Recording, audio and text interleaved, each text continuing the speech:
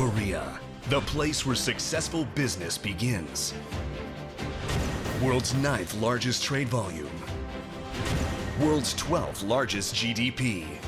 Home to the world's 3rd largest free trade network with 52 countries. To help your business succeed in Korea, KOTRA will be with you every step of the way. KOTRA is a trade and investment promotion agency under the Korean government with a global network of 129 overseas offices across 84 countries and 12 local offices. In lockstep with Korean local governments and various industrial organizations, KOTRA provides customized trade and investment support, globalized market information, economic and trade cooperation, and even a global HR service to set your businesses up for success. Global Business Partner, KOTRA.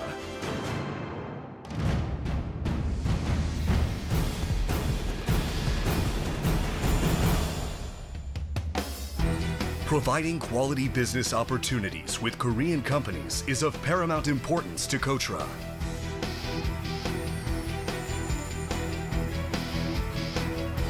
In order to discover and develop business opportunities with Korean companies, we provide support through various marketing services such as business matchmaking, trade delegations, exhibitions, and conferences. We also carry out global partnership projects for global enterprises to establish value chains with promising Korean corporations.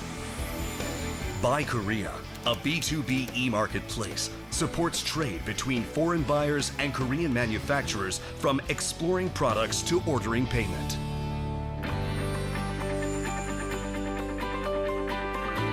KOTRA utilizes its global network of offices to gather real-time information on trade, business trends, and country reports, and to distribute them to Korean companies and organizations.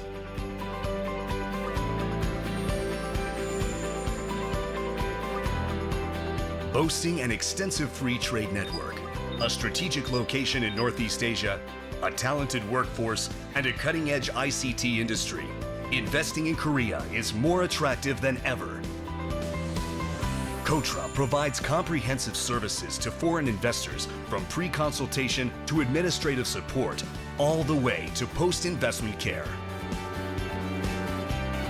Also, our foreign investment ombudsman is always ready to provide grievance resolution to improve your business environment.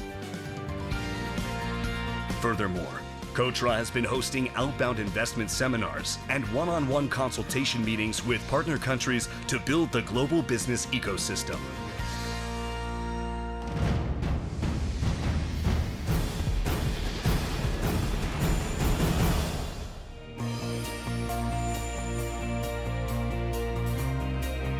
As a member of the international society, Korea does its utmost to fulfill the responsibility of mutual prosperity. Along those lines, KOTRA is pioneering a business model for mutual benefits to match the partner country's needs with Korea's strengths. Beyond trading, we contribute to the sustainable development of partner countries through technology investment, capital cooperation, and other various means. In addition, KOTRA supports the economic growth of emerging countries with global CSR, CSV projects, and our knowledge-sharing programs that share Korea's economic development experience and know-how. Furthermore, KOTRA has widened the door for the exchanging of human resources for talented Koreans to pursue their dreams in global markets, and for foreign professionals to spread their wings in Korea. Ich habe allein schon zwei Firmen getroffen, wo ich glaube, dass ich mit denen auch gerne in einen etwas direkteren Kontakt auch treten würde und diesbezüglich auch gerne wieder mit der KOTRA zusammenarbeiten möchte, um einfach da auch den Kontakt nach Südkorea zu intensivieren. It is a top country for innovation, and this is exactly why HP has invested in Korea and why we've made this the global hub for our A3 worldwide printing business. KOTRA, with its comprehensive services for business investments in Korea, continues to be an extremely important and valuable partner to HP. Striving for mutual growth and for the success of your business in Korea. From trade and investment to talent exchange, KOTRA will always be by your side to generate mutual benefits and help your business succeed in Korea. Your success is our success. Global Business Partner, KOTRA. Good afternoon, ladies and gentlemen. Korea-Singapore Smart City Untapped Roadshow will begin now. I'd like to thank the online audience for participating to Korea-Singapore Smart City Untapped Roadshow webinar. I am MC Yoon Hee Jung, who will be moderate today's webinar. It is a great honor to be here together. First, I would like to introduce the speakers for this Untapped Roadshow. Speakers from Korea. Professor Jung Jae-seung, MP of National Parlor Smart City, Sejong. Dr. Hwang Jong-sung, MP of National Parlor Smart City, Busan. Mr. Jung Seung-myung, Korea Electronics Technology Institute's Senior Researcher. Next, Mr. Kim Jin-chul, Director of Global Business Group, KT Corp. Next, I would like to introduce speakers from Singapore. First, Mr. Michael Koh, Executive Fellow of the Center for Livable Cities, Singapore. Mr. Min Ho Gun, Ecolabs Innovation Manager. Last but not least, Mr. Atsushi Taira, Managing Director of Mistletoe. Now, there will be greeting speech from distinguished guests. First, we will have a greeting speech from Mr. Kim Sang-moo, KOTRA Executive Vice President. Please take a look. 안녕하십니까. 김상무 코트라 혁신성장 본부장입니다. 먼저 웨비나를 시청하고 계시는 모든 분들께 진심으로 환영과 감사 말씀드립니다. 바쁘신 중에도 시간을 내주신 한국국토교통부 도시정책관 최임락 국장님께 감사드립니다. 아울러 연사 참가를 흔쾌히 수락해 주신 스마트시티 국가시범도시 프로젝트 총괄 정재승 교수님, 황종성 박사님 두 분께도 감사드립니다. 싱가포르 CLC 고문으로 계시는 미스터 마이클 고와 한국 및 싱가포르에서 참여한 모든 연사분들께 감사 인사드립니다.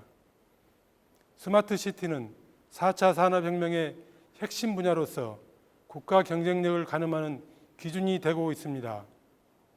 다양한 스마트시티 기술관 융합을 통해 우리 삶의 질을 개선하고 새로운 서비스 창출로 경제에도 큰 활력이 되고 있습니다.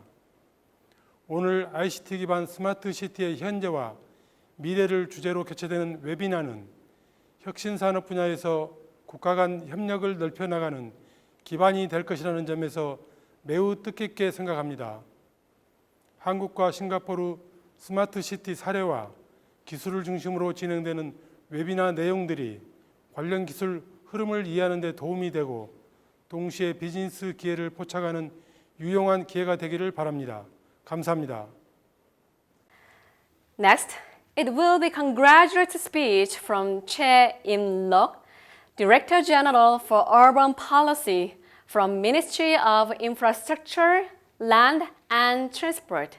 Please watch the video. 반갑습니다. 대한민국 국토교통부 도시정책관 최임락 국장입니다. 한국-싱가포르 스마트시티 언택트 로드쇼 개최를 진심으로 축하드립니다. 오늘 행사를 준비해 주신 코트라 김상묵 혁신성장본부장님과 싱가포르 무역관 직원분들에게 감사의 말씀을 드립니다. 그리고 바쁘신 일정에도 불구하고 참석해 주신 연사님들, 기업 관계자분들, 그리고 온라인 방청객 여러분들께도 감사의 말씀을 드립니다. 오늘 행사는 ICT 기반 스마트시티의 현재와 미래라는 주제로 한국과 싱가포르의 스마트시티 추진 현황과 향후 계획, 그리고 다양한 스마트시티 솔루션 적용 사례를 공유하고 스마트시티의 미래 방향을 모색하기 위해 마련되었습니다. 한국과 싱가포르 양국은 스마트시티 구축을 선도하는 대표적인 나라들입니다. 특히 한국은 단기간 내 높은 경제 성장과 함께 많은 신도시를 건설한 경험을 가지고 있고 세계 최고 수준의 인터넷과 IT 기술을 보유하고 있기 때문에 스마트시티 분야에서 그 잠재력이 매우 크다 할 것입니다. 국토교통부는 이러한 한국의 경험을 바탕으로 아세안 국가들의 스마트시티 구축을 지원하는 KCT 글로벌 네트워크 프로그램을 운영하고 있고 스마트시티 기술을 활용해 감염병 확산 방지를 지원하는 코로나19 역학조사 지원 시스템을 개발하여 우리나라가 코로나19에 효과적으로 대응할 수 있도록 지원하고 있을 뿐만 아니라 다른 나라들과 그 경험을 공유하고 있습니다. 또한 매년 월드 스마트시티 엑스포를 개최해서 한국의 스마트시티 현황과 성과를 국제사회와 공유하는 등 글로벌 협력 체계를 다져나가고 있습니다. 오늘 한-싱 스마트시티 로드쇼에서는 세종과 부산에서 각각 진행되고 있는 스마트시티 시범도시 프로젝트를 비롯하여 한국과 싱가포르의 스마트시티 추진 현황과 계획이 공유될 것입니다. 또한 양국의 혁신적인 스마트시티 핵심 기술과 다양한 솔루션이 논의되고 스마트시티의 미래를 함께 고민하게 될 것입니다. 국토교통부는 오늘 행사를 시작으로 오는 10월 28일부터 서울에서 개최되는 제4회 월드 스마트시티 엑스포에서 국내 기업과 발주처를 분야별로 매칭하는 온라인 상담회를 개최하여 개별 기업을 지원할 예정이며 중장기적으로는 그 스마트시티 협력센터를 설치하여 해외 진출을 희망하는 기업들을 체계적으로 지원해 나갈 것입니다. 오늘 참석해 주신 스마트시티 관련 기관과 기업들은 모두가 윈윈할 수 있는 긴밀한 협력 관계를 구축하시고 미래 스마트시티의 방향에 대한 통찰력을 얻을 수 있기를 진심으로 기원합니다. 다시 한번 한-싱 스마트시티 로드쇼 개최를 축하드리며 여러분의 건강과 성공을 기원합니다. 감사합니다. From now on, we will begin today's webinar with the topic of smart cities, present and future with ICT. During the session 1, we will learning about the promotion status and plan of Korea-Singapore Smart City. Then, during the session 2, we will be discussing about the ICT-based smart city solution applied cases. First, we will begin the session 1. We will hear about the stories of Korea's national pilot smart city in Sejong and Busan. Professor Jung Jae-seung, MP of National Pilot Smart City Sejong, will present with the topic of smart city building together with citizens and companies. Please welcome him. Hello, good afternoon. I'm Jae-seung Jung, the professor in the Department of Bio and Brain Engineering at KAIST. I'm so pleased and it's a big pleasure and honor to be here as a the master planner of National Pilot Project, Sejong. I'm so pleased to have a Korea-Singapore Smart City webinar because, as you know, Singapore is one of the first nations to develop the smart city. So the smart cities in Singapore guided us initially to make the better smart city. So I'd like to thank here to all of the experts from Singapore. Actually, I'm the brain scientist working on the decision making. So I'm recording the functional MRI machines, using the functional MRI machines, what happens in the brain while we're making decisions. If we understand the decision making, then we can make the artificial intelligence based on the big data sets recorded from the human brains. So what I'm doing so far is to use the big data sets recorded from the hospital to generate the good data sets and make the good predictions for the AI. And now I extended my research to the urban scales, the city version. That's the smart city. So that's why I'm here and working as a master planner of the National Pilot Project Sejong. I'm so pleased to introduce what happens in Sejong, what's going on in Sejong, and what's the master plan of Sejong Smart City National Pilot Project. First of all, I'd like to introduce the definition of smart city in terms of the Sejong National Pilot Project. As you know, there are so many definitions in different ways of the smart city, depending on the levels of the technological advancement and the characteristics of each applied city. But in order to define the smart city to be realized in Sejong from more integrative view, we define the Sejong as a platform city to provide customized prediction services, the urban services to improve the quality of life and the sustainable happiness by collecting all the phenomena, movements, and the actions of the citizens in the city. So making them into data and analyzing through the AI, we believe that the smart city is a perfect space and environment, taking care of urban populations by utilizing the technology of the fourth industrial revolutions. We believe that the smart city is the big important demonstrations of the data transformation, digital transformations, as an example of the fourth industrial revolutions. There are so many factors that make the creative opportunities in cities. So that's the reason why the city is getting bigger and bigger, and the city is a so important and creative engine in modern era. As you know, the information shared among many people or a great education platform and the infrastructures for the robust, the active communications and very decent job opportunities, diversities, and the complexities, competition and cooperation. These are the all important factors that making the creative opportunities in the city.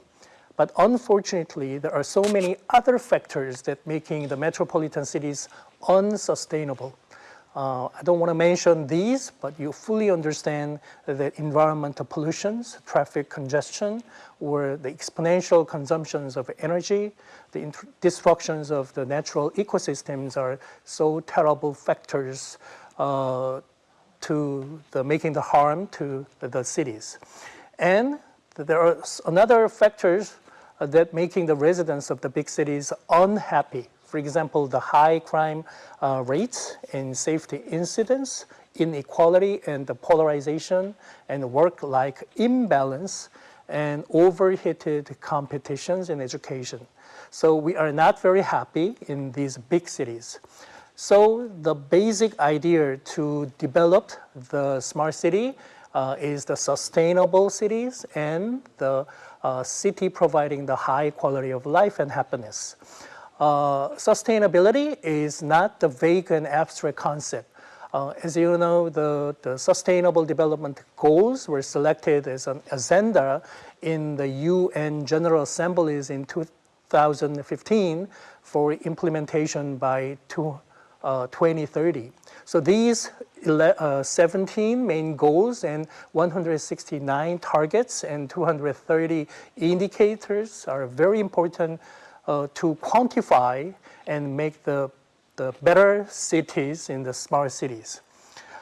And we also have the indicators for greater the happiness among Sejong cities. So these are important factors to improve the quality of life in Sejong smart cities. So based on these goals and indicators, we'd like to improve the urban services using the smart technologies. We have three values and philosophies for the Sejong Smart City National Pilot Project. One is post-materialism. You think that the smart city is a technology-oriented city. It's a kind of a technopia, but we don't believe that the technology can produce the happiness and sustainability. The technology is a very good infrastructure to support the urban services, but the most important value is the human and human rights and the sustainability and the happiness. So post-materialism and decentralization is so important in future cities, and we believe that the smart cities can provide the less materialistic cities and more humane in the supporting the lifestyle. So we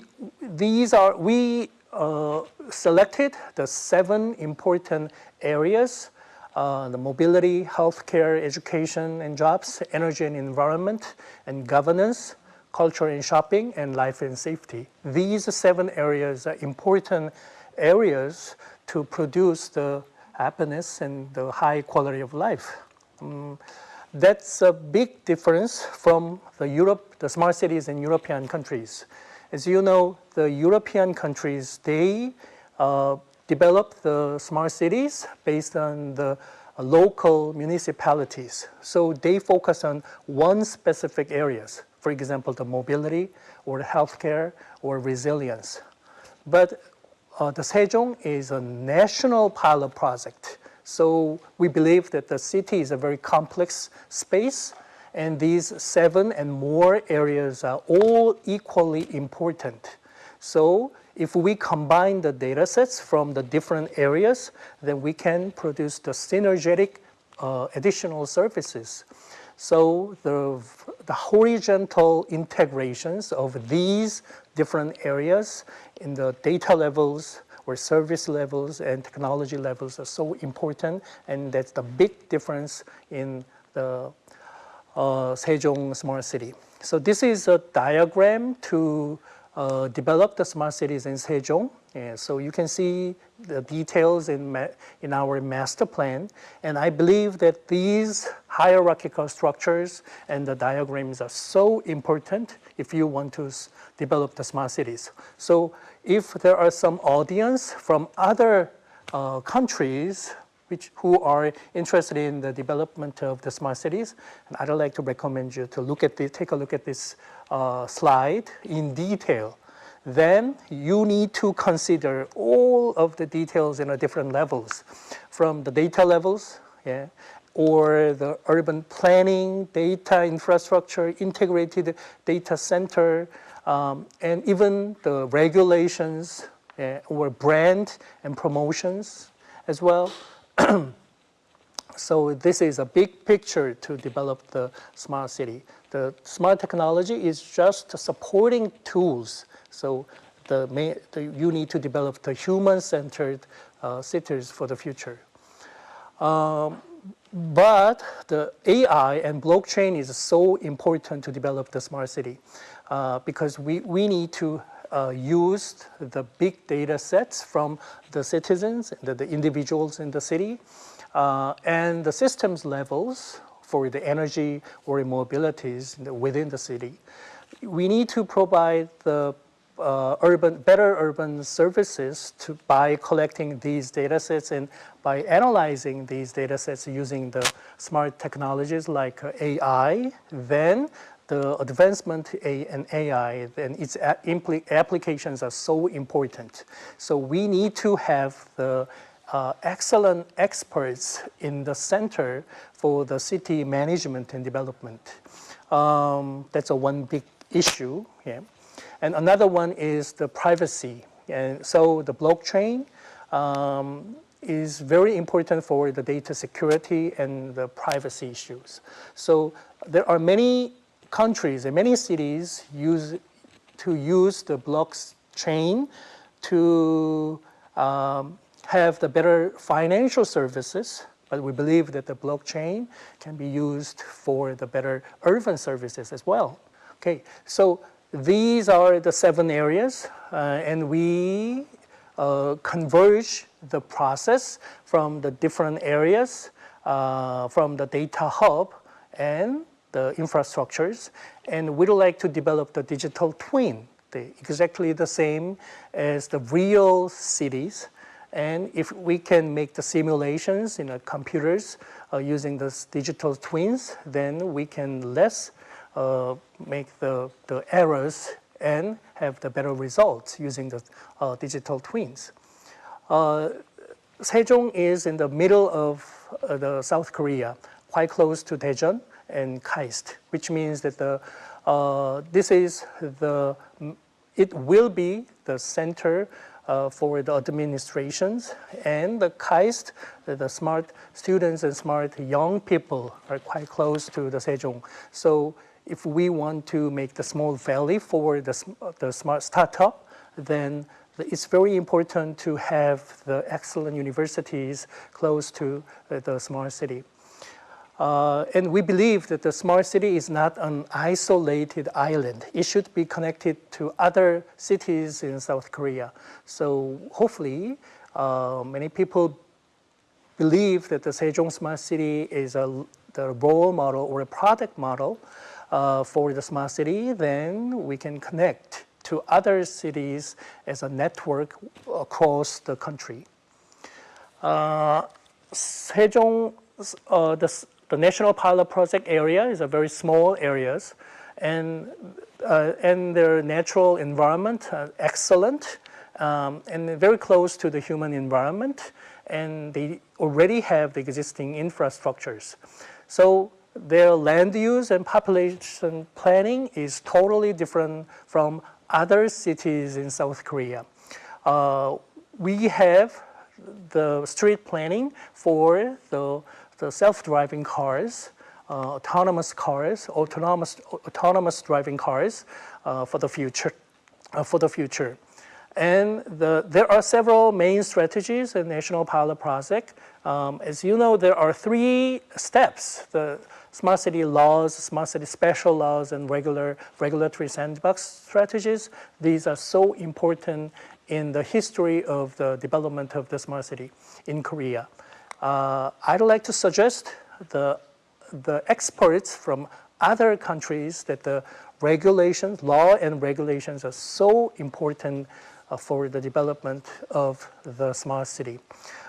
As you know, the existing laws and existing regulations are all supporting for the previous existing industries and the urban services. But we need to develop the new the urban services within the smart city. Then new regulations and laws are important.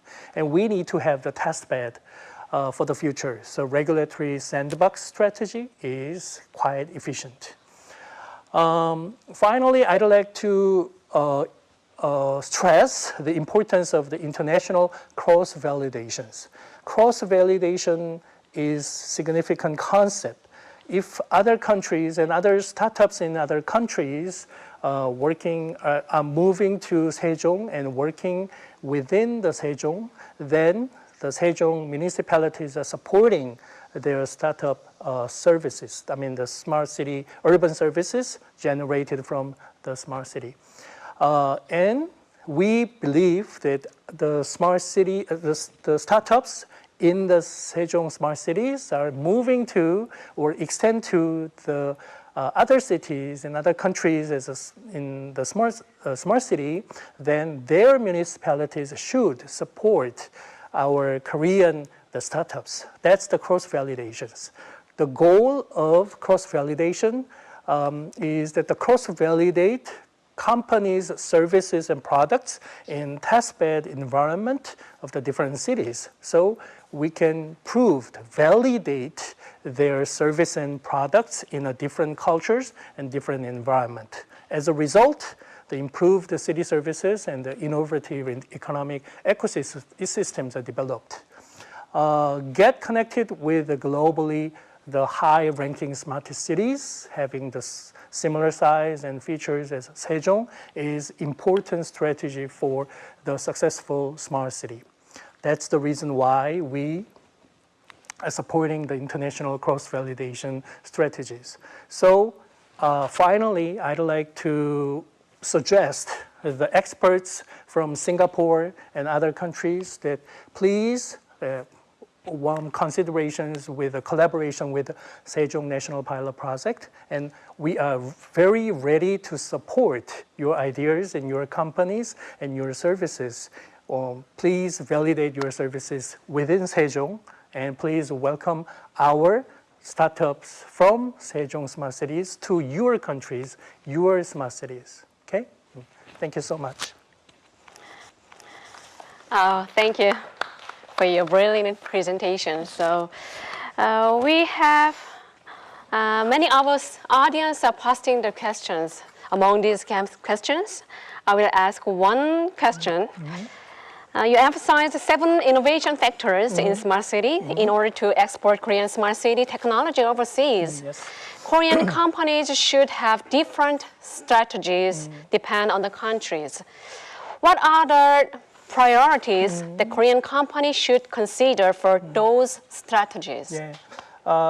I think that's a very important question because we don't, I mean, the Korean companies, particularly having the much experience of the new city development, they don't have the technology-oriented approach. Their approaches are quite construction-based. Yeah. So they should use different strategies. Yeah. Especially we are now waiting for the SPC, the special proposed companies, and we are running and managing the cities, Sejong Smart Cities, with these companies. So they need to work with us for 20 years or 40 years to develop the cities and make the better happiness and sustainability with the active citizens. There's a big different strategies from the new cities or ubiquitous cities or older cities. Yeah. So new strategies so critical and critically required. Oh, yes. Now we will hear about the smart city in Busan. Busan has opened groundbreaking ceremony with President Moon Jae-in and other Asian presidents invited in April last year. Then, Dr. Hwang Jong-sung, MP of National Palace Smart City, Busan, will present the topic of adding value to the citizens Elko Delta Smart City. Please welcome him. Okay, thank you. Thank you for the opportunity to share what we are doing. And also, welcome the participants from Singapore. The Busan National Pilot Smart City is another pilot smart city, Sejong and Busan. Sejong, Busan share many goals, tasks, and many things. So, what Professor Chung said in the previous presentation will be also applied to Busan. Smart city has developed very fast in last maybe 2 decades or 3 decades. So yes, so it's very difficult to how to set when is the birth date of smart city. But anyway, around mid-1990s, so smart city initiative started in the world. It is not long ago, but the concept has been changed several times. So at the moment, what we need to do is to find what the future smart city look like. So we have experienced many types of smart city, but our job is to design new type of smart city that will make best of future opportunity. So Busan pilot city and Sejong pilot city try to figure out what will be the future look like. So in order to find the future direction of smart city development, we need to look at the past experiences. So this slide summarizes 2 big, trends of development in smart city history. So we can identify first, the smart city project has been developed from fragmented approach type of project to holistic approach type of project. So when smart city was started first in mid-1990s, most projects was so systematic, system-level project or individual project. But now many cities try to design the citywide, holistic vision of their smart city. The second trend is, so it is difficult to, so how to say, conceptualize, but anyway, from city as a product to city as a platform. So in some years ago, some decades ago, many cities, including Korean cities, understand the smart city as a product. But now we think smart city is not a product. Smart city is a platform. So Korean case so shows why such change or development is so important. This slide shows the number of U-City project in Korea. So U-City stands for ubiquitous city. So you can understand, you can think U-City as all the type of smart city. So Korea started U-City in maybe 2003. As you can see, the number was picked at, in 2007, but the U-City project lost its momentum after 2007. So in Korea, smart city has been forgotten for many years. So why we get into smart city winter? So what's wrong with the U-City? So first thing is we understand U-City as a product. So there's a kind of separation between construction and operation. So we build U-City, build U-City, and then they left U-City, and then U-City stopped innovation. This is the basic framework of smart city project designed by the Korean government. So this program can be divided into two groups. One is smart city for existing city, and it aims to make reformation, so solve the urban problems. So the other group is for a new city. So Sejong and Busan is a national pilot city, and the main task is to design the transformation of future city. So our job is to figure out the future trend, and so realize and so show what kind of changes will be introduced into the city in our pilot city. So Busan is the second largest city. I think many people from Singapore also visited Busan, and it is there's a big new area. Not the whole area was designated as a pilot city. So small part at the center of the newly developed area was designated as a pilot smart city. So it can enjoy so regulation-free area. It can also receive financial and technical support from national government. So it has very special status. So our vision is to make kind of augmented city. Augmented city, this is not our unique idea. Actually, it comes from the basic idea of the first industrial revolution. So during the last 3 decades, we did, the world did digitalization. Digitalization is just to move the real world to cyber world. But what we will do in the next 3 decades is move cyber world to real world. Why? There's 2 types of car. One is traditional car. Traditional car require users to use how to use it. But autonomous car doesn't require users to have skills to manipulate, control the cars. So the technology itself knows how to use it. It just augments, so augment or to increase human capability. So Busan wants to be the world's first augmented city. smart city. So many smart city focus on city operation, but it's time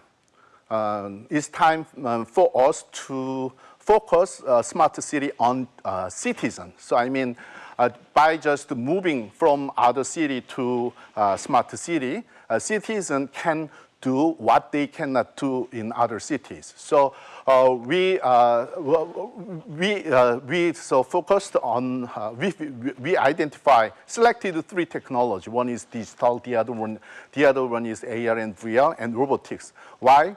We think AR VR can augment citizen cognitively. So I think many people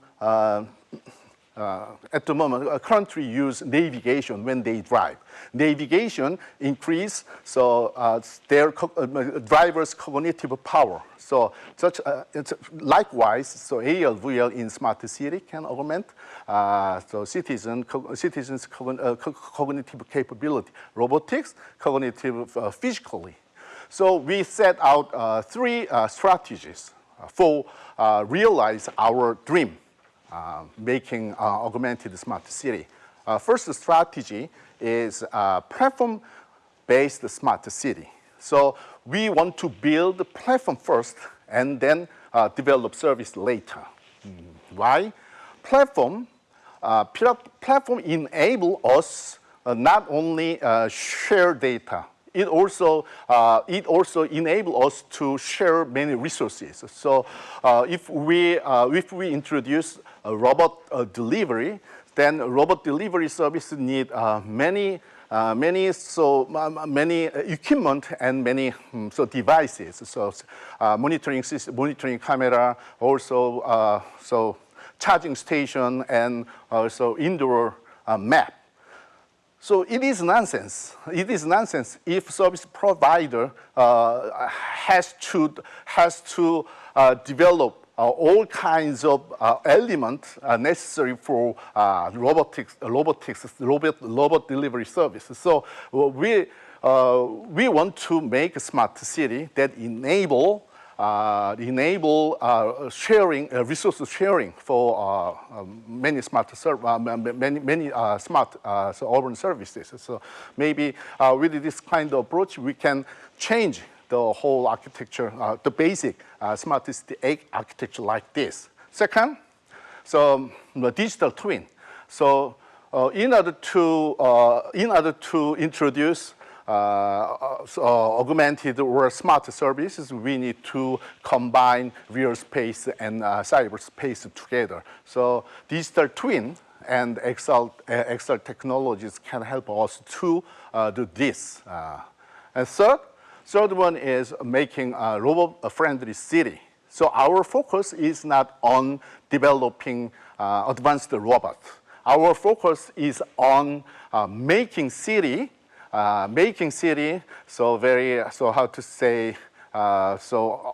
enabling a low level of robotics technology can be deployed in the real field in the city situation. So with this kind of our strategy in mind, we set out our task into several groups. The first group is to develop a city platform. We identified city platform components like this. We hopefully think that this platform model, if we succeed, can be applied to other cities, not just Korean city, but also to foreign cities, including Singapore. And also we developed 10 basic innovation program. But this innovation program, so the innovation means developing urban service. This program will not be, it is not our responsibility here, so our developers' responsibility. The developer or the smart city team's job is to make infrastructure. Then So other players will develop innovation service based on our platform. And we are now developing innovation program. And as Professor Jung said, we also try to start cross-validation and Smart City Lab, which is non-resident test bed. So many company and many players can test their technology safely without human residence. Okay, thank you. Thank you for your presentation. I hope Busan is the world's first augmented city. For the next turn, Mr. Michael Ko, Executive Fellow of the Center for Livable Cities, will present with the topic of technology for the livable, sustainable, and healthy city, sharing ideas from Singapore. Let me just explain a little bit about Singapore. We are a city as well as a nation. We are actually a size of 722.5 square kilometers. In comparison, the metropolitan area of Seoul is about 605 square kilometers. As a city and a state, we have to fit the essential needs of a nation within our boundaries. For example, seaport, airport, and defenses as well.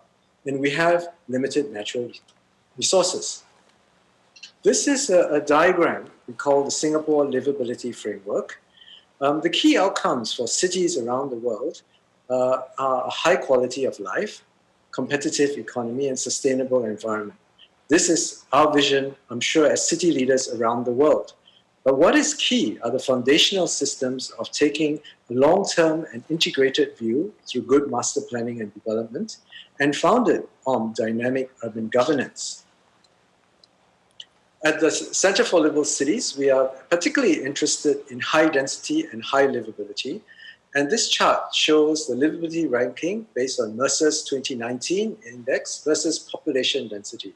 So you see various cities around the world, and the ranking of livability is dependent on the Mercer ranking. So this is our interest, and we try to show that high density is also able to achieve high livability. So I talked about high quality of life, competitive economy, and sustainable environment. Now, these are outcomes that we all want, and it takes good planning and governance to make smart cities work. But not forgetting that surrounding these three outcomes are the various key urban systems in planning any city and making these urban systems work as systems in themselves and together when you think of an integrated system across the board. For example, transport urban infrastructure must work with new housing areas. We have to ensure a good water supply for the people in housing areas, and of course, access to a good and open space network and good waste management systems. Now, in so looking at the key considerations for urban governance, we have to focus on long-term planning and visioning, taking an integrated approach for planning and development. Adopting a whole-of-government approach through interagency cooperation and efforts is crucial to implement plans and execution of successful policy. Building sound institutions is crucial to actually have the processes and procedures to execute the plans. Working with markets and industry and involving the community in developing smart city solutions and solutions that improve the livability and sustainability for the people is also crucial. Technology ultimately is an enabler for urban systems approach in achieving a resilient city that is sustainable, livable, and healthy.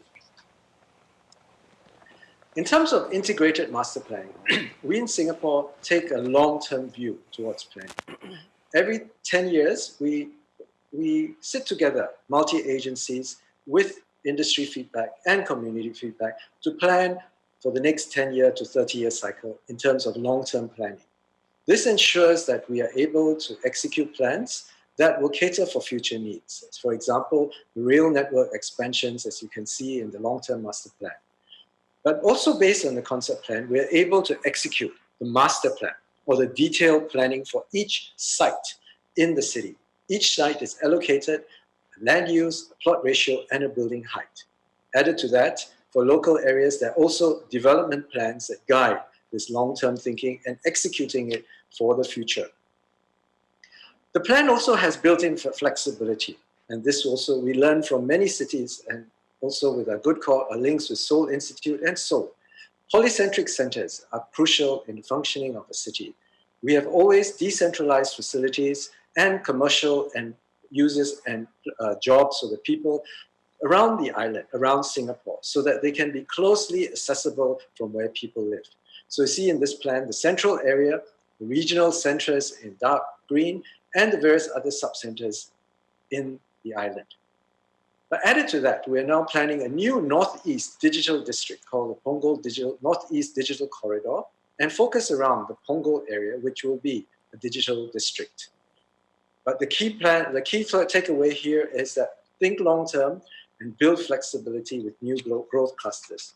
Given the current pandemic situation, having access to commercial facilities, places of work, retail, and cultural facilities close to where you live is crucial. It reduces journey time as well as reduces contact.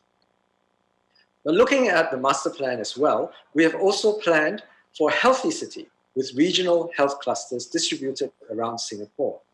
And this is also crucial, particularly in times like this, to make healthcare facilities accessible to the people living around Singapore.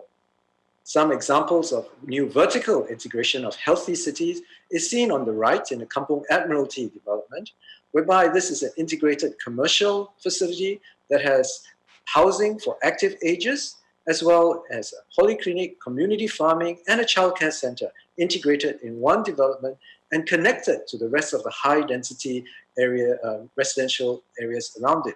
So this in turn becomes a neighborhood hub for the community, as well as provide integrated healthcare facilities and childcare facilities for the residents. Each resident in this area also has an alert alarm system to keep elderly residents safe, and this is connected to the polyclinic in this building. But backing this up, and this is where technology comes in, because we have the plan, and technology enables us to plan better. For example, we have in place the GIS systems that enables us to do data analytics, integrated various data sets and demographics, and provides real-time flow and ground sensing. And this is integrated across agencies who all have access to this multi-platform planning portal. This enables us to plan, for example, the park distributions around Singapore. So you see the light green bubbles, these are all the parks within 400 meters walking distance of where people live. But the purple areas is where we can improve and insert new parks to create additional accessibility to the people in the area. And having green spaces close to people is actually really crucial, especially in times like this, where you do want to get out and appreciate green space and exercise whenever you can. But added to that is the next layer down. From the planning layer, I also now want to show you how we also use technology to inform people of whether places are crowded and give them that decision of choice, whether to visit the shopping mall or to the park. For example, the Space Out app by the Urban Redevelopment Authority, Singapore's Planning Authority, shows which shopping centers are crowded and which are not. This enables you to take an informed decision whether you want to shop today or whether you want to do your supermarketing today. The safe distance at parks is developed by a National Parks Board and shows the amount of people within parks. And this also gives you that choice to avoid parks that may be a little bit overcrowded at that point in time. And this is complemented with new technology such as drones, which collects real-time data of park visitorships and tells us if the parks are crowded, and also robotics. For example, this robot dog actually assists the National Parks Board in enforcing social distancing within the parks. Planning for public housing has always been planned for the people to distribute around the islands and at convenient locations focused around the MRT systems. But the housing is planned on different layers, from not only the town plan down to the precinct, down to the neighborhood plan, and down to the detailed precinct plan. And the Housing Development Board, which is our public housing agency, plans with this in mind and has a slew of applications and services that they use in smart planning, smart environment, smart estate, and smart living. And this has an enabling infrastructure through the data hub, which has a sensor network and is able to communicate. For example, the moment a lift breaks down, they are able to access the lift straight away and get it going again. We talked about the digital twin, and this is where HDB uses the models of the HDB towns to create environmental analysis and simulations, for example, wind flow, solar irradiance, and noise modeling. These are just some of the examples and tools that they use for smart planning and design for livable towns.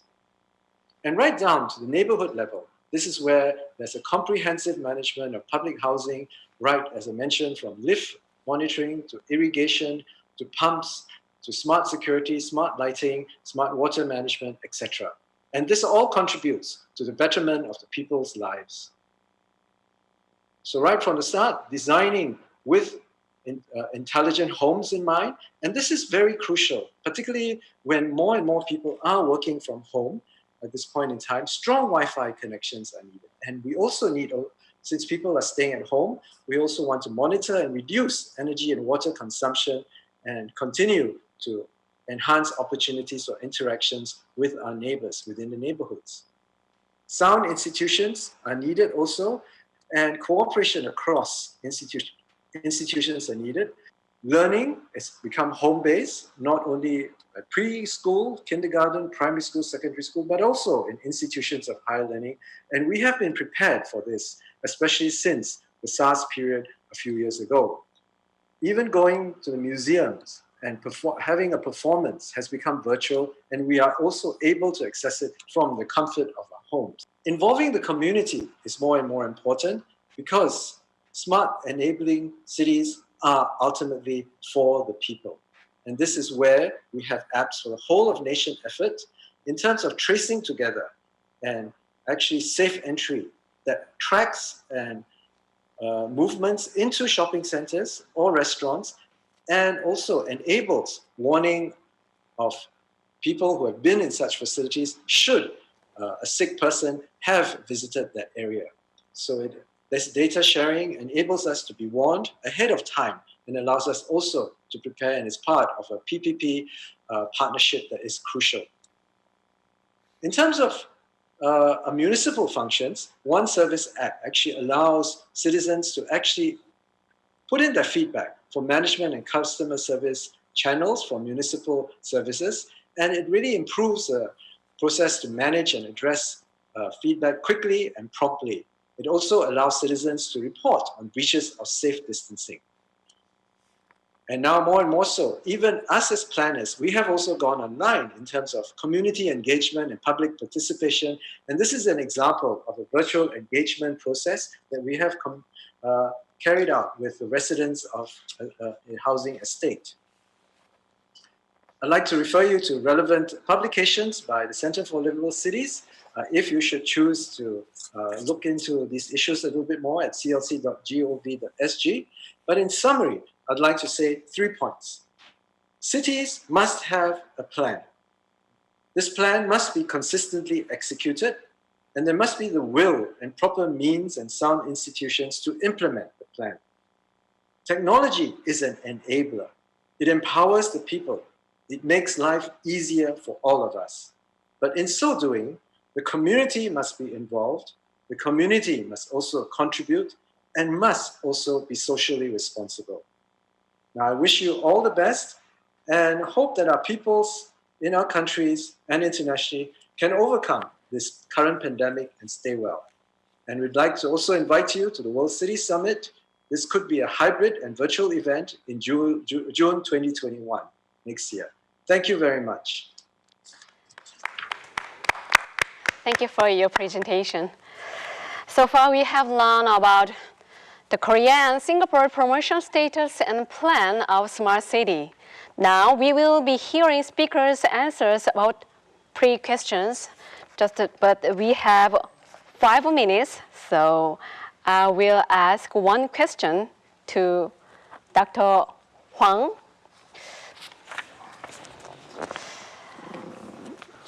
Due to the spread of COVID-19, the tech industry will be prospered. How are the smart cities' acceleration and growth potential difference before and after the spread COVID-19? Yes, so COVID-19 will bring many changes to every aspect of the human life. So maybe city will be one of the area most affected, most get affected by COVID-19. So people, more and more country and more people now interested in untact style, the way of life. So I think it will accelerate the development of smart city. But I'd like to stress we need to go beyond untact. So untact is so to say unusual case. So what we should do, what we should to realize is safe contact society. I would like to thank Mr. Hwang Jong-sung. Now, we will move on to the session 2. Let's hear from Mr. Jung Seung-myung, Korea Electronics Technology Institute's senior researcher. He will present with the topic of data-driven efficient investigation for COVID-19. Please welcome him. While I was sitting back there listening to the Section 1 presentations, I was regretting that I should have put some slides to talk about City Data Hub, because that is the, as I can say, mother project that we worked before we built this EISS system. So just briefly, probably, I will explain what is the Data Hub or the City Data Hub, because I already heard the Data Hub term 2 times from Professor Jung's presentation and Dr. Michael's presentation before. So Data Hub is a really generic term, because when we think about the smart city solution platform, we say, okay, data is really important. So Data Hub is the kind of data-driven platform which gathers all the data from different city infrastructures and share to other applications and do some data analytics with the big data and so on and so on. And of course, we have our own architecture for the Data Hub concept, so we just call it as a brand name as City Data Hub. Okay, so let me start. Just a simple background. So before the COVID-19 EISS, the project, we already working on the Smart City project, and the project name is the Smart City National Strategic Program, and that is supported by 2 ministers. And maybe I just forgot to mention the full name of the EISS, sorry. So EISS stands for the Epidemiological Investigation Supporting System. So this is not the ultimate singular system to kind of overcome the COVID-19 system, but this is one of the supporting systems that we have provided to the Korean CDC, so they can easily manipulate or gather all the data for the investigation. So for the COVID-19 EISS, we had 2 pillars. One pillar which is not the kind of technological issue, but there has been an act for the prevention of infectious disease. Basically, what it means is the system can use the personal data, privacy data, just for the investigation or to prevent the COVID-19 situation. So with that limitation, at least we can gather the personal data who got confirmed for the COVID-19 case, and we get data from the mobile operators and the credit card companies, and we processed it, and we have provided the analyzed data to the investigators. So with that law from the Korea, we could kind of build this system, EISS. And the second one that I briefly mentioned in the previous slides, so the City Data Hub, the data platform. So the data platform can gather all the data needed from the external sources or the systems. As I mentioned, the mobile operators and the credit card companies, and we process data and we kind of analyze some data which is really kind of useful for the investigation. And the request has been made for the COVID-19 EISS development on top of the Smart City Data Hub, the City Data Hub. It was like early March, and there has been like 2 or maximum 3 weeks for the development, and we had a small kind of operation pilot, and we launched this system. So, so far, the Korean CDC, the investigators are using our system, EISS, and again, the project or the program itself has been kind of supported by the Ministry of Land, Infrastructure, Transportation, and also the Ministry of Science and ICT. So this would be a bit of kind of technical slides that I will explain, but the rest of the slides are non-technical, but rather a use case or the scenario like. And when you see the diagram in the center, there is the kind of EISS, which consists with basically 2 parts. On the bottom, which is the yellowish box, that is the City Data Hub platform. And I'm not going to kind of explain or elaborate all the technical details of the platform or the jargons over there, but there is the City Data Hub that we already made as a working version prototype. And on top of the City Data Hub, there has been a development for the application, which is used by the investigators of the KCDC. You can see several captures, and I'm going to explain those features that is provided by EISS soon. And before I explain each feature or the benefit or any kind of prerequisites of the system, I should explain the overall scenario, because compared to the session 1, this session 2, and especially my presentation, is really a specific topic. And I have really just briefly explained what is City Data Hub. And to help your understanding, I should explain the scenario for the investigator or the other stakeholders or users in this system, how it works once there is a confirmed COVID-19 case. So when you see the so since there are arrows that you can follow, I would start from the top left. So there has been a confirmed case, and the investigator, maybe he can do some investigations without this EISS, because there shall be some information gathering and so on and so on. So when there is a need to kind of request the other data supported by the EISS, then he make the request to the external data sources. And what I mean by external data sources are, again, the Korean mobile operators and then the credit card companies. And so far as a procedure, the formality, there is an intermediary authorities for those different type of data sources. One is the policy agency, and the other one is the credit card kind of authority or the agencies. So in the middle, when there was a request from the investigator, then they will kind of confirm it, and they just kind of accept the request, and the request will be forwarded to the targeted companies, like the 3 mobile bill operators or the 8 or more credit card companies. Because what investigators are asking for the investigation basis data is basically the confirmed cases, location related data. How the kind of confirmed case, or the, maybe I can say just a patient has a kind of trajectory for 1 week or 2 weeks, because thanks to or due to the kind of act that I explained before, the system can gather the location data from the mobile operator, or the credit card uses data from the credit card company, along with the, of course, the location data with the timestamps given.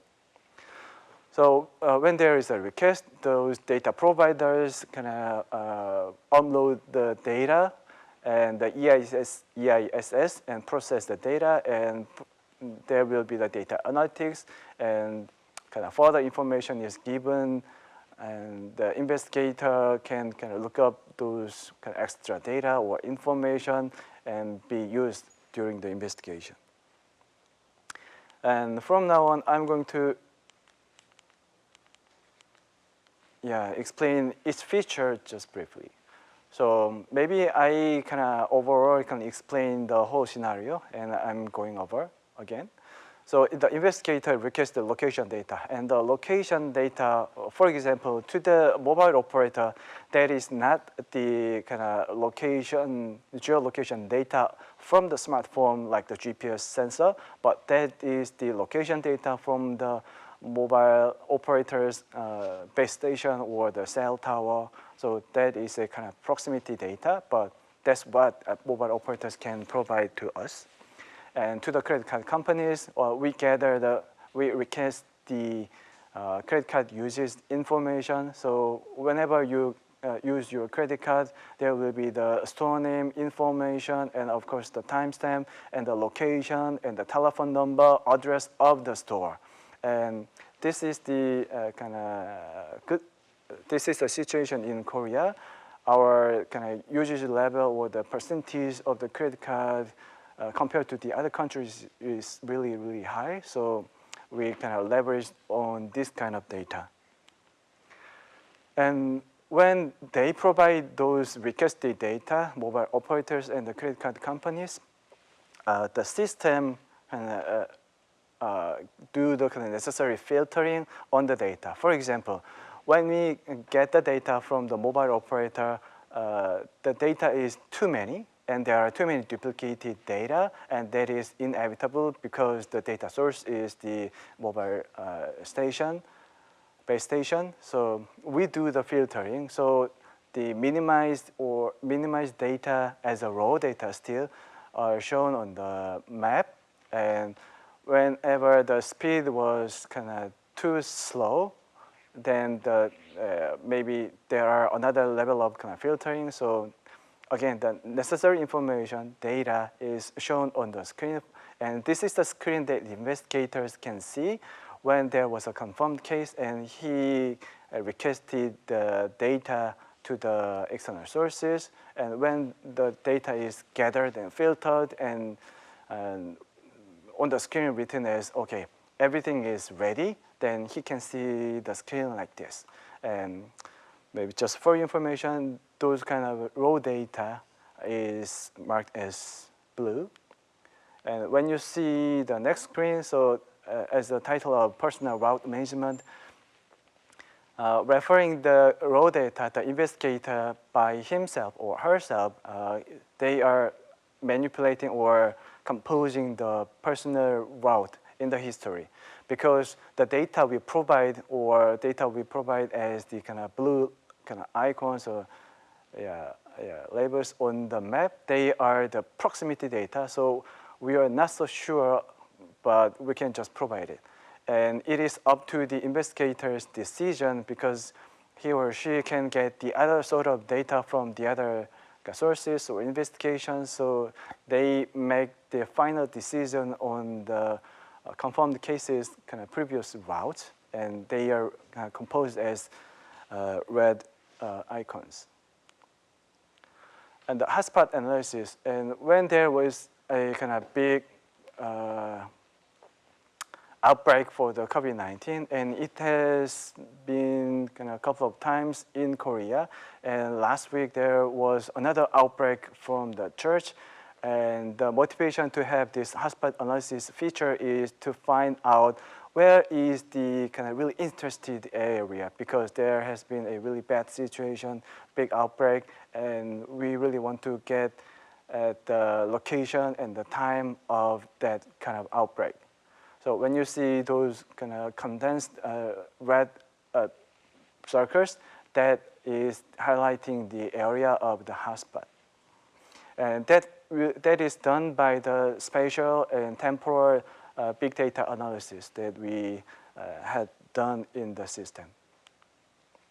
And lastly, transmission network viewer. So the investigators or the Korean CDC is really kind of interested in how there's a new case from the other cases before. For example, I got infected by my colleague, or the colleague has been infected by his family, and so on and so on. So the investigation system provides the investigation necessary data in blue, and the investigator can finalize or compose the red final personal route before.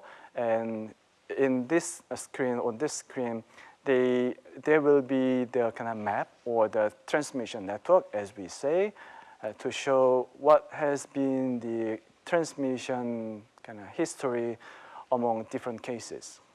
And we are doing kind of some extensions to have some analytics, not just the kind of viewer, but there would be some analytics on the transmission network information. So basically, the benefit of the COVID-19 EISS is we really kind of made it efficient, because before the EISS, there has been a lot of kind of work done to gather data and filter data and process or analysis data by human. And even there are several software tools, they are not integrated at all, so there had to be human intervention. So there has been a lot of time to do the analysis or the investigation. But with the automated system like this, we can provide the kind of data really in a really short time. And maybe before I finalize my presentation with this for your information, I can explain briefly what is being done for the further extensions in 3 different areas. So this is the EISS that we kind of built in March, and this is still under development for the future extension. And firstly, the data analytics is kind of being enhanced. And the other thing is, in the presentation, I was explaining basically 2 types of data sources, the operators and the credit card companies, but there would be more needs for different data sources for the further investigation. So I cannot say what it is at the moment, but there are kind of additional external data sources, and the system is really interworking without any human intervention compared to the current version. So that's the second thing. And thirdly, so when you remind the hotspots that you kind of saw before, that kind of information can be shared if there is a good will and if there is a kind of confirmation from the authority, then the other people can get that information and can have a lot of applications for the citizens. And yeah, those are the 3 different areas as the extension to the existing EISS. And just lastly, so if the Singapore or the other countries or the other organizations are considering to have a similar kind of system for your situation for the COVID-19 or COVID-20 or maybe the other infectious disease, of course, there are some functional or systematic requirements, but from our experience, there should be some kind of supporting regulation or the legal action like this. And this is the Korean case, and as I briefly verbally explained, it is legitimately okay to collect the personal data and use the data under the circumstance of, okay, there should be some kind of prevention or detention for the infectious disease spread. So with this, we have kind of made a system, and we are kind of using, operating the system well. And whenever we discuss to kind of adopt the system in different countries with the other parties, we have several meetings before. And one of the difficulty, and maybe especially to the European countries, this is not so easy, but probably I'm not so sure, but Singapore can consider to have this kind of legal support from the government, and probably can have the similar system to ease the COVID-19 situation.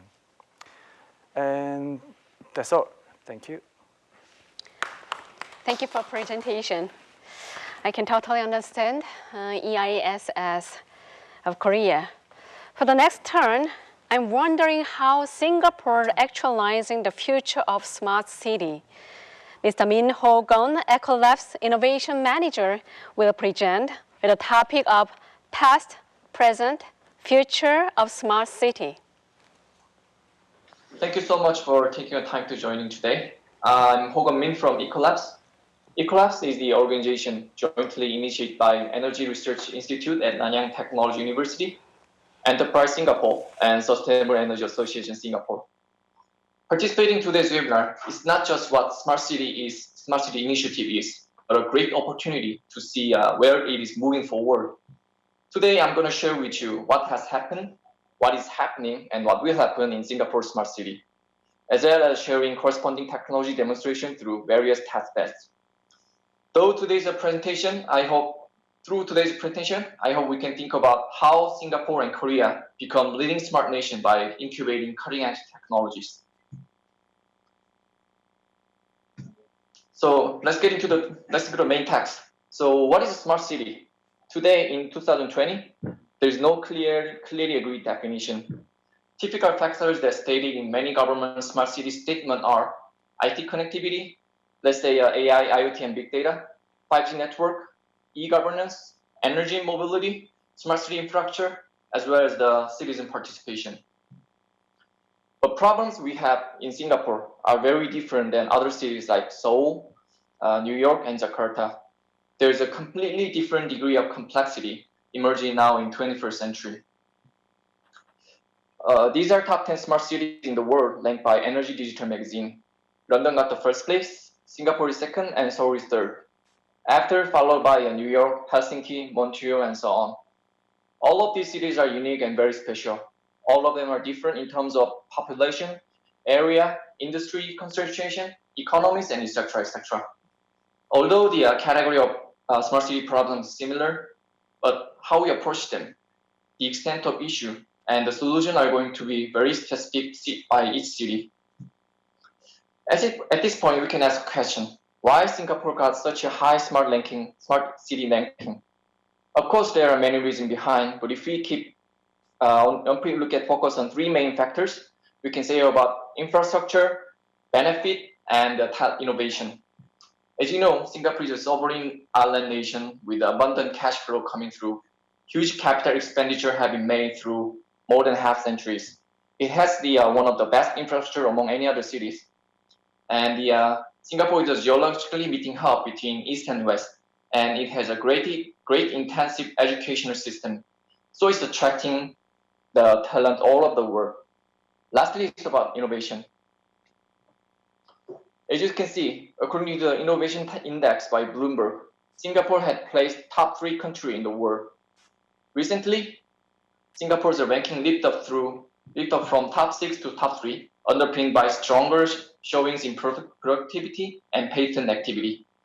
Despite the small size, Singapore is embracing lots of manufacturing, value added, and maintains a high R&D investment. So, how is Singapore transforming from developed country to smart nation? In order to know this, we have to look at the government's ambitious Smart Nation initiative. This vision is supported by 3 main pillars as a foundation. First, digital economy. Second, digital government. And finally, digital society. These pillars are very broad and contains every aspect of the national level strategies. Based on this vision, strategic national projects are ongoing in various categories such as digitalization in government system, financial transaction, fintech, business, energy, and mobility. For today's presentation, I would like to focus on digital economy. It's about how to digitalize overall economies and industries, how to create integrated and industrialized digital ecosystem. Let's take a look slightly more in detail, future technology and research in mobility. The table is about future research prioritization in mobility, conducted by National Research Foundation and Energy Research Institute, NNTU. There are 8 main research verticals in mobility, from electrification fleet, charging infrastructure, power grid, transportation, electric vehicle energy storage system, which is a battery, system integration to economic policies, and market development. As you see, charging infrastructure, power grid, energy storage system integration, pretty much almost all technologies are intercrossed with energy and digitalization technology very closely. The future we are talking about is achievable only when the holistic technology innovation passed a certain tipping point. In that sense, testbed is one of the key essential to achieve this technological level. We can categorize the testbed to 3 main types: scaler, demonstrator, and translators. Scaler is about product enhancements and pilot studies. In demonstrator, we apply commercialized or high TLR technologies for the demo and showcase. Translator is about large-scale real-time testbed, scaled approach with bankability assessment. There are various testbeds in Singapore. Whole nation itself is actually a testbed for smart city. If we zoom in, there are cluster level, equally is about innovation district level, and industrial testbed level, and building testbed level. Among numbers of testbeds in Singapore, I want to show our organization, Ecolabs' partner testbeds to discuss in detail. There are lots of testbeds across Singapore, even outside of Singapore as well. Before multiple technology verticals can be applied in these testbeds, such as future mobility, energy efficiency, green building, circular economy, hydrogen, distributed energy, and decarbonization. I'll explain each detail of testbeds in the later coming slide. Before I go through various testbeds, I want to touch one specific upcoming testbed example in Singapore. There is a social innovation park near the northeast side of Singapore. A social innovation park is a non-profit organization founded to build a more inclusive, sustainable, and mindful world through high-impact, sustainable, and cross-sector solutions to social needs. Ecolabs is planning to bring low-carbon smart pod village, a manned delivery vehicle, and urban farming and aquaponics in collaboration with SMEs and startups. Talking about each detailed technology and products, smart modular pod, unmanned stores and fitness, unmanned delivery vehicle with smart charging infrastructure, power supply by renewable energy source will be deployed in this testbed. Urban farming technology will be also external innovation to be applied in this testbed for the better self-sustainability of the village. I quickly touch another representative testbed of the Ecolabs top partner testbed.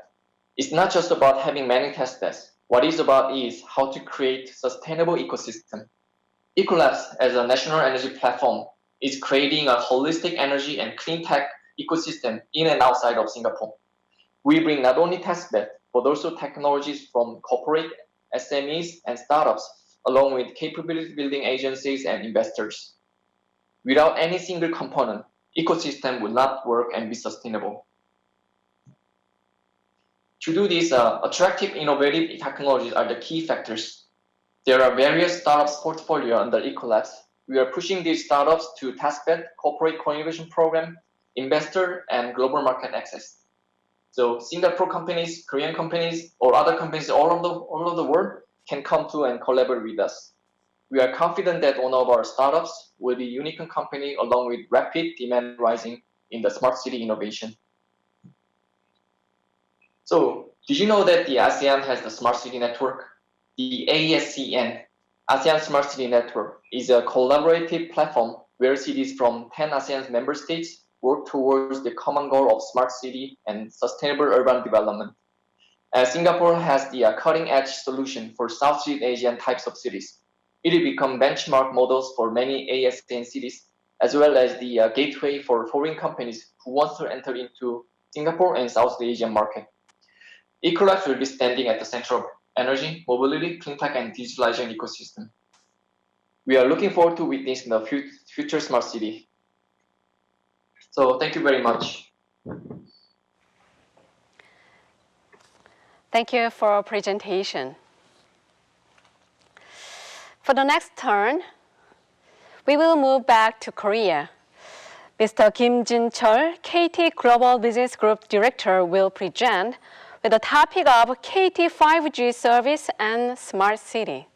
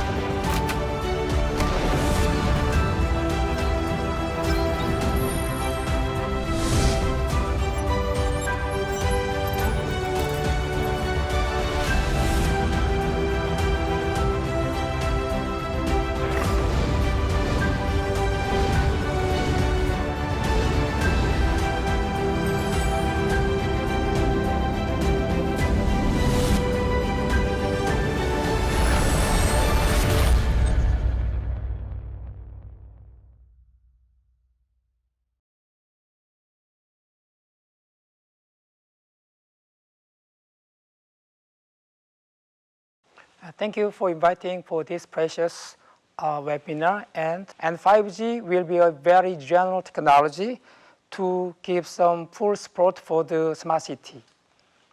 So 5G, as you know, created new business territory.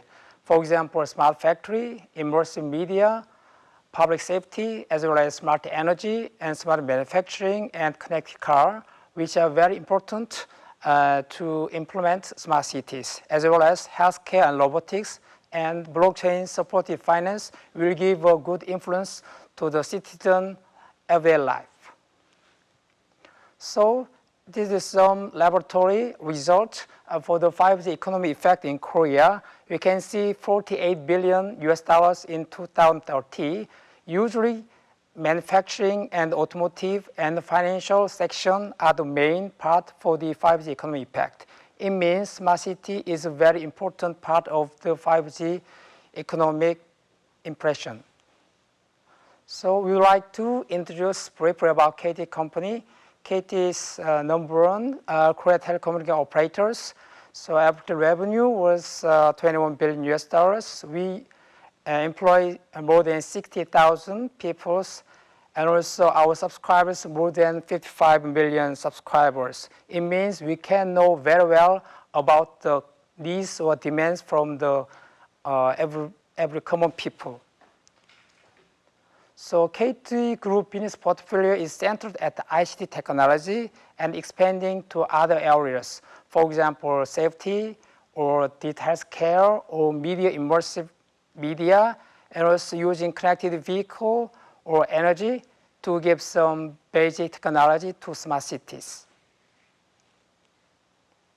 So KT is expanding local business to the overseas country, maybe more than 150 business cases in 48 countries. Our main interest is in Asia as well as North Korea and European and African countries. So ASEAN country is very important for KT global business. So we think about 5G. 5G, we think, is kind of business platform. Based on 5G platform, we can make some very robust platform, automation, AI, and virtualization. Based on the robust platform and strong network, we can produce some kind of new services, immersive media, smart factory, connected car, and drone usage services. So about the 5G network, KT use COPS and S-Cloud, for example. This kind of 5G network technology will give more faster speed and lower latency and massive device connectivity, because we can separate the control signal and the user data traffic. And also we dispatch many central agencies in nationwide post. So every customer can use their data very efficiently and very fast. So about the B2C services, which is understood by 5G, communication services will give some kind of real 360 degrees SNS platform, and now application video services, and also game is supposed live on streaming game, and video services you can enjoy live baseball game and the musician, as well as some kind of music and streaming VR TV solutions. So I'd like to express about the B2B services. For the 5G services, B2B is very important because 5G can provide very wide bandwidth and massive sensors connectivity. It can be utilized for the factory or B2B area. For example, we can provide 360-degree neckband in the very dangerous areas, such as ship making factory or some other chemical factories. We can use that kind of 360 neckband. We can monitor in the real time which is happening in the dangerous area, and we can give some kind of command by the control centers. This kind of CCTV can view 360 TV with only one CCTV, can give some production and quality control, safety management, and security management. It can be safe places for the factory. For example, detect fire and errors, access management, and also analyze moving routes, which is followed by some unknown persons. So cooperative international traffic system and autonomous car, we have involved in the CITS autonomous car pilot test, especially in Jeju Island, very special area because it's traffic controlled by the new systems supported by 5G. It can be a good solution to promote traffic control or reduce the traffic congestion in some new cities. So AR glasses can be supported using remote troubleshooting. For example, in smart factory, newcomers can do their job with the support of experienced seniors using AR glasses, and can be cooperated with each person using 5G technologies. And we can analyze the current situation and on-site situation using 5G networks by video analytics solutions. In the previous material, you can see how 5G works in smart city solutions. We can provide some kind of smart platform which can support 5G smart cities. And also those kind of 5G technologies will be a good tools to communicate and make infrastructure and platform. Based on the 5G platform, we can make smart city solution very effectively. Those kind of services already explained by the session 1 presenters. So this is a big diagram for KT Smart City model. So this kind of all solutions is based on robust fixed network and 5G network. 5G network can give some very securely tight solutions to every solutions. So which all services are controlled by the management center, and every data can be monitored by the KT solutions.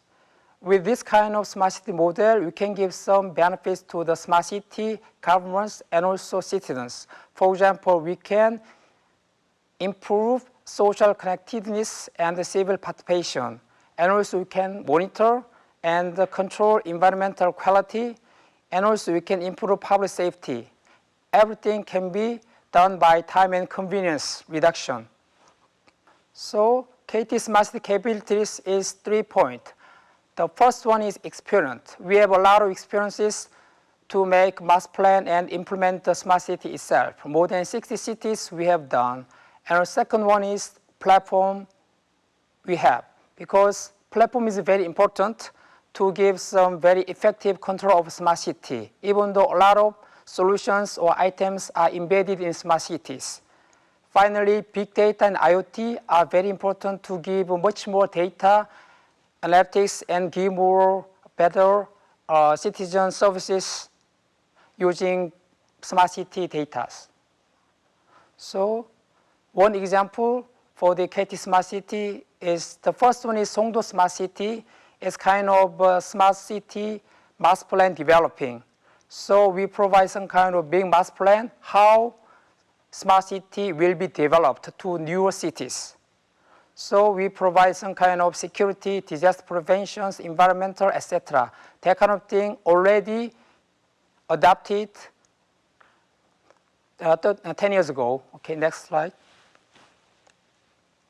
So this is Pangyo Zero City. Nowadays, environment and autonomous vehicle is very important. Okay, so we developed autonomous vehicle city with a zero carbon emission.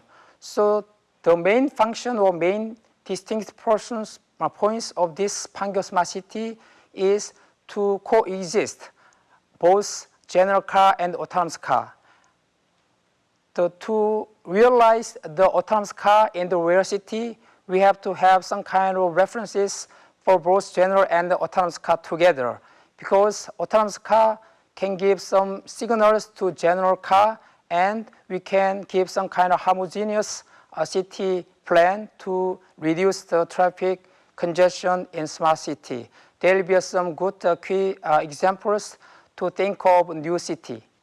Thank you for presentation, and sorry for being some technical problem. Thank you.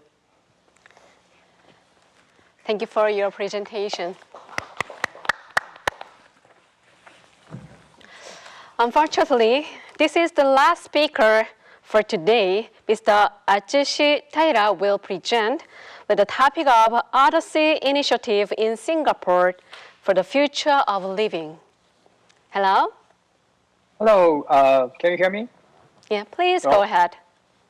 Okay, so good afternoon, Korea and also Singapore. Thank you for inviting me to present what we are doing in Singapore, which is the Odyssey Alternative Universal Design for a City initiative. So I'm talking more like an ecosystem building rather than specific technologies.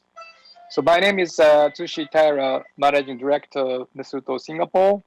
And then I will talk about briefly in 10 minutes who we are and what and why we are doing in Singapore. So maybe start with who we are. So Misuto was founded by Taizo Song, who is a serial entrepreneur, startup innovator, and also investors ecosystem builder, known as the younger brother of Mr. Masayoshi Song. I think you guys know is a founder of the SoftBank. And then I actually also worked for more than 12 years under Masa Song, and I have done various investment and also joint venture creation and the business in India and also US and also Southeast Asia. And then we founded actually Misuto 5 years ago. And then its mission is actually turning entrepreneurial challenges into world impact. So we are pretty much focusing on positive impact through startup technologies and also founders' innovations, basically. And then, so we have a global presence, more than 11 countries, and then 115 entities, including startups and also VCs who are like-minded, but again, pretty much focusing on the positive impact and also making the world a better place. So we are not VC and also fan incubator nor accelerator, and we call ourselves Collective Impact Community. And so what we are doing in Singapore. So we are taking a public-private partnership approach. So, and working with one of the government agencies of Singapore, and JTC Jurong Town Corporation, which develop over 30% of the Singapore new developments, and then Enterprise Singapore and also Nanyang Tech University and also Ecolab as well. Together, our focus is design a city from zero scratch. Of course, which sounds very crazy, but it's our initiative. And as you might know that in Singapore, West Side is a fully developed like Marina Bay Sands, Changi Airport, financial district, but West Side is actually quite underdeveloped. And there are lots of the jungles and also untouched lands. So JTC is in charge of the development of the JID, Jurong Innovation District, over the next 10, 20 years. So we are working together for this project. Now let's think about the 100 years of the city development. So this is a photo of the New York City, Fifth Avenue, 1900, when it's the era of industrial revolution. So obviously big roads and bunch of coaches and just one car. And then now, although coaches have disappeared, bunch of the cars and also big roads and big buildings, because urbanizing and also centralization, logistics, efficiencies, and also optimization have been the innovations at that time, last 100 years. Of course, nothing wrong, that was the innovation. But after 100 years now, we have seen a lot of issues of the urbanization and also centralization, such as congestions, unemployment, lack of community, food security, and wastage control. Learning cost is high. Healthcare, we know, because of COVID, we are facing a tough time. So we believe that all efficiencies and also optimization and convenience will make us super happy, but it's not exactly so, right? So we think now is the sort of a paradigm shift. Of course, the efficiency optimization is very important. However, we need to think about other aspects like a humanity-centric approach. So powered by innovation and technology. So we don't give up, smartness and also innovation, but we need to think about human and also humanity side as well. So we defined our value set around the humanity-centric after 2 years of discussion, actually, with the government and also university and also many people, such as decentralization, off-grid structure, self-directed, democratization of technologies, preventive healthcare, circular economy, grow your own, micro-scale, community-driven, etc. So many more. So we are actually looking for startups or technologies or researchers, innovators who are passionate about these keywords. But obviously, how do we begin? So not easy because it's very complicated. So after the long discussion, we identified this city design theme map. And then obviously we realized that in order to design the city from zero scratch, so we need to talk not just the infrastructure, which include energy, water, housing, transportation, but also need to think about design or change of the life and the lifestyle, including learning side, of course, more online right now, or job, work from home right now, and then wellness healthcare, public healthcare is much more important before, and also social structure, which will include the equity, inclusiveness, and also ownership change, because now sharing economy is kicking in, and so on. And even production, including agriculture, farming, and actually the Singapore government set the 30% food security by 2030. And also manufacturing and also sustainability would be huge factors of the city design. So lots of factors will be influenced each other, and then multidisciplinary way will be required. So we decided to create a community of innovators because it's too complicated to be done by one guy. We need a different type of people. So we set up the Odyssey in the heart center of the city. We call it the playground for innovators. The concept is that we set up the regulation sandboxes, living labs, motivate young generation because they are the center of the population in the future, co-living, co-researching, and set an environment where innovators have freedom of testing, prototyping for the design of the city in the future. So just please imagine in the center of the city, continuously new ideas, innovations, and technology will be tested and tried. And then once it will be proven, such ideas and technology will be deployed in the city itself. So in that sense, city has an embedded metabolic system inside because of this innovation district. And then we nurture the culture of diversities and also cross-pollination to stimulate each other's, because it will not be the one-man show, but need lots of different perspectives and also knowledges to tackle these design issues. So we already initiated several backcasting projects, so-called, under Audacity, which are basically envision 10 years or more than longer term, and then backcasting the idea and then try to show it now with startup and innovators and researchers as showcases. So in that case, we lay out in total 7 or 8 projects. Those projects are not exactly practical, not commercially valid, maybe economically crazy, too expensive. However, without seeing the future, vision, it's very hard to make it happen. That's why we think it's this kind of environment will be necessary to think about the future city design of a smart city. And also, Singapore is geographically uniquely located, surrounded by emerging markets and countries. So what we're trying to do is that leapfrog innovations. So the latest technology and ideas will come from developed markets, including Singapore and Korea, and also other countries, but deploy it in emerging market, and then make a leapfrog, and then make a big positive impact. Then learn from that to polish it and improve it.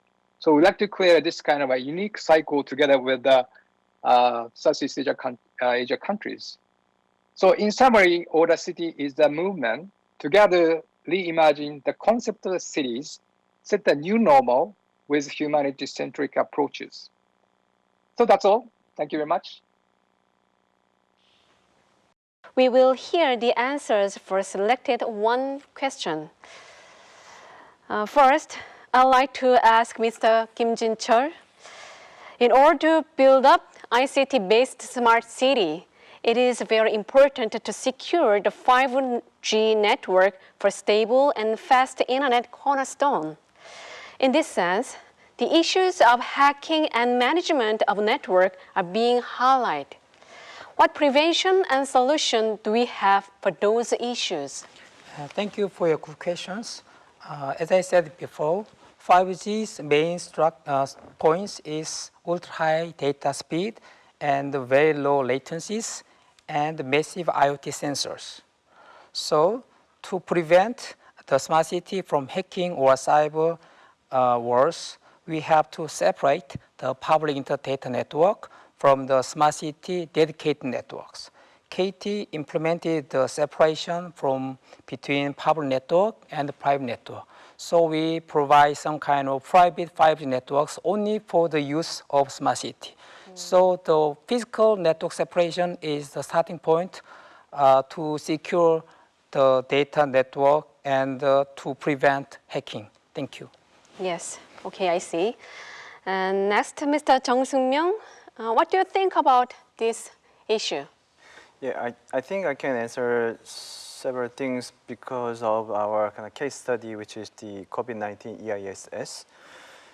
Since there are several users or external systems that is interworking with the EISS, and let me firstly speak about the users. So there are different users like the investigators that I mentioned, and also from the mobile operators when they are asked to provide some data with a specific terms, they will be logged into the system with the VPN, and there's the OTP to make sure the user is really a authenticated user, and there's another ID password login. So that's the user authentication as a security manner and the network security. And when we provide the data from the external systems like the mobile operator and the credit card companies, and especially for the mobile operator companies, we have established some list lines, which is really separate connections from the ordinary internet connection. And there's the other option for the IP security, IPsec. So the session is, or the connection is really secure. And if there is a hacking or some other threats to the system, the database itself is really encrypted because we are dealing of the personal or privacy data, because basically the data is all the location related data with the user identity altogether. And there will be the DB authorization, and there will be all the logging, whoever access to our database by any means. So those are the security measures that we have been endorsed for the COVID-19 EISS. Thank you. Oh, I can see the connection is very important factors. Thank you for your presentation and answers. Now, this is the end of the Korea-Singapore Smart City on Tech Roadshow webinar. Please subscribe and like KOTRA TV to follow up on more webinars in the future with various contents. Thank you for watching our roadshow.